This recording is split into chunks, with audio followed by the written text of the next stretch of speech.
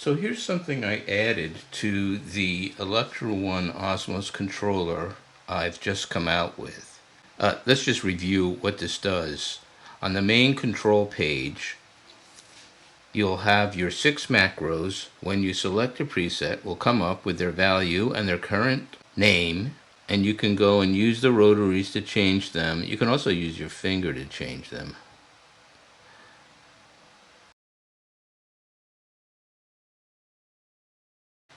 And what I've done here is giving you the ability, we'll just talk about the preset selection functions of this right now, is I let you select the first 128 presets in the playlist number 1.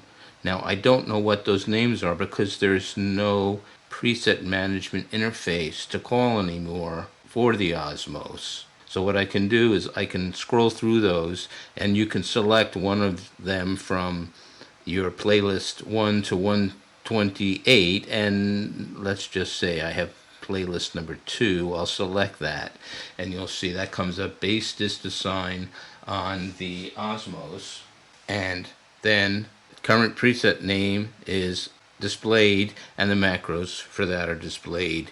And then you can also do stuff like change the compressor setting or change the pregain levels. I can select expansion 1 set and choose any preset in that.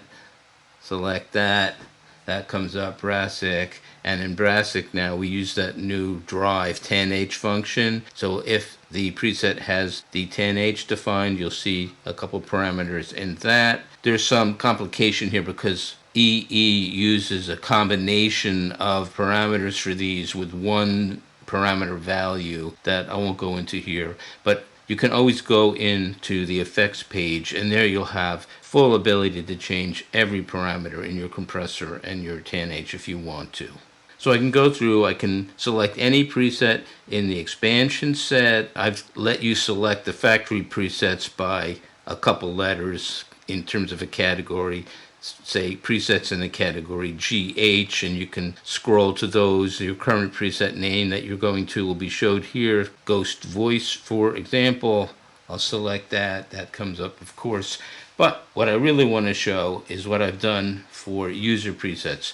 Now on the main page, you can select a user preset from position 1 to 128 as well, but I don't know what those names are. Again, like playlists, there's no preset management interface for those, so I can only let you select a number, and you'll have to know what's in there. But as a compromise to that, what I did for this is put up a kind of user performance page, and on that page I have the first 36 user presets. Now initially when this comes up, it only knows user preset 1 to 36, but I added a learn function in here. So for example, you can see a few of them already have names set. I can select, say, whatever in user position 2. Let me select that. It's Bit Crush Keys, the second version that I created, but the Electra one learns it because the preset comes up, it knows the name, so it'll put it in this table, and you can go in and set the first 36 presets if you like that way, and the name that you have for those will be displayed. And now if I turn the thing off, I'll turn it on again.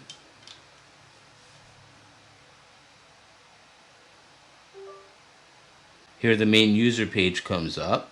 I'll go to my performance page, and you can see all of the names that I learnt are still there when I come up. So I can go in and press one that has been set, and that'll come up on my Osmose again. This is because Martin at Electra 1 added in this persist recall function I requested that will allow you to store a table of any size you create in your program and persist it and recall it when your program comes back up.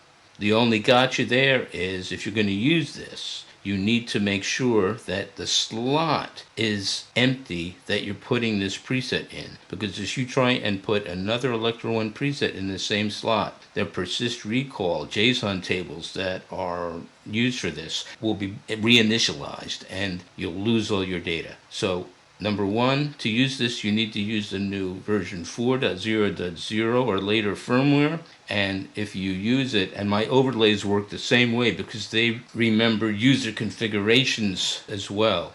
Whenever you use one of these things, put it in a new user slot. There's plenty of user slots available that are arranged in banks on this thing.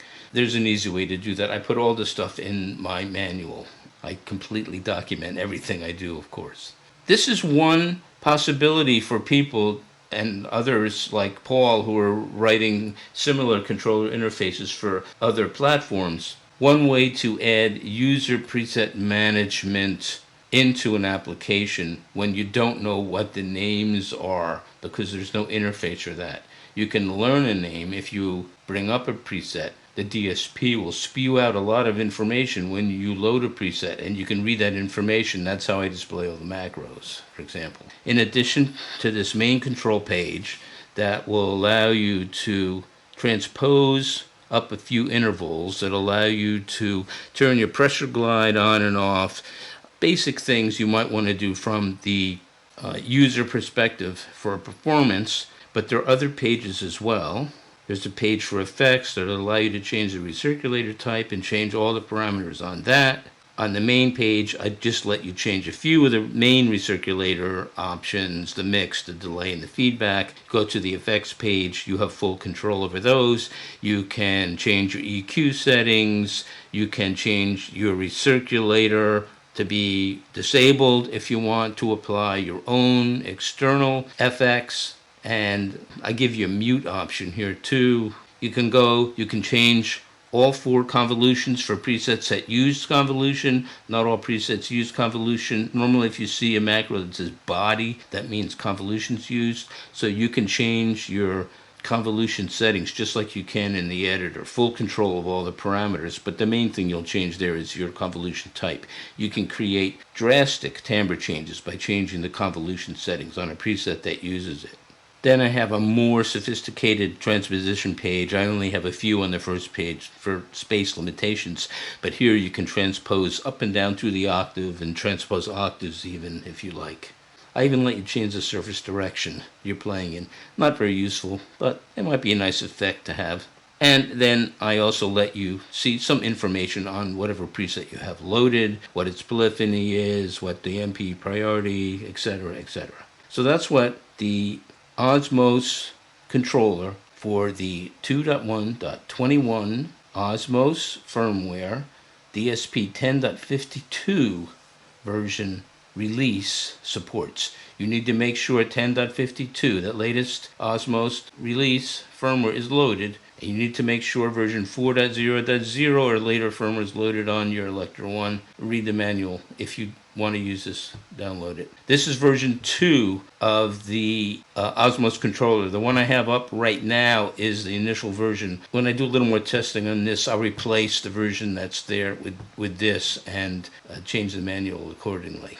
Finally, this Electra 1 Osmose controller interface does not need to be used to change presets. You can do that on the Osmose as well. And in fact, the Osmose has all this nice filtering capability to easily select presets. So you can go on your Osmose. Let's go and let's say we'll go to the expansion bank. I can go down, select a preset, DX Magic. That will be loaded onto the Electra 1. You'll see the macros for that. We can go into the macro page here, and if I change a macro, you'll see a change on the Osmose.